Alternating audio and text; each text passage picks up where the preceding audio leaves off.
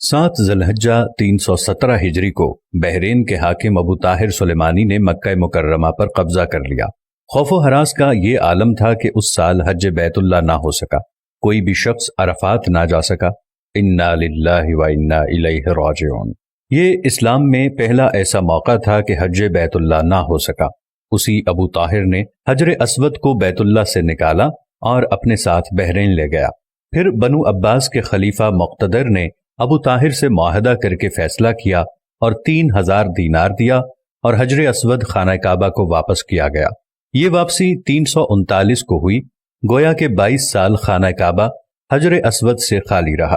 جب فیصلہ ہوا کہ حجر اسود کو واپس کیا جائے گا تو اس سلسلے میں خلیفہ وقت نے ایک بڑے عالم محدث عبداللہ کو حجر اسود کی وصولی کے لیے ایک وفد کے ساتھ بحرین بھجوایا۔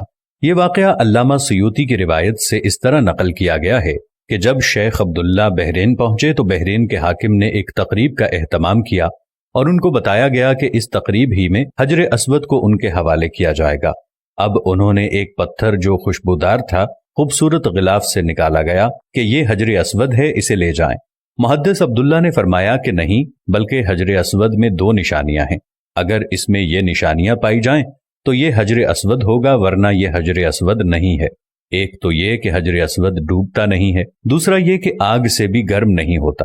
اس پتھر کو جب پانی میں ڈالا گیا تو ڈوب گیا، پھر آگ میں اسے ڈالا گیا تو سخت گرم ہو گیا، یہاں تک کہ پھٹ گیا۔ محدث عبداللہ نے فرمایا یہ ہمارا حجر اسود نہیں۔ پھر دوسرا پتھر لایا گیا، اس کے ساتھ بھی یہی عمل ہوا اور وہ پانی میں ڈوب گیا اور آگ پر گرم ہو گیا۔ فرمایا کہ ہم اصل حجر اسود ہی لیں گے۔ پھر اصل حجر اسود لایا گیا اور آگ میں ڈالا گیا تو ٹھنڈا نکلا، پھر پانی میں ڈالا گیا تو پھول کی طرح پانی میں تیرنے لگا۔ تو محدث عبداللہ نے فرمایا یہی ہمارا حجر اسود ہے اور یہی خانہ کعبہ کی زینت ہے اور یہی جنت والا پتھر ہے۔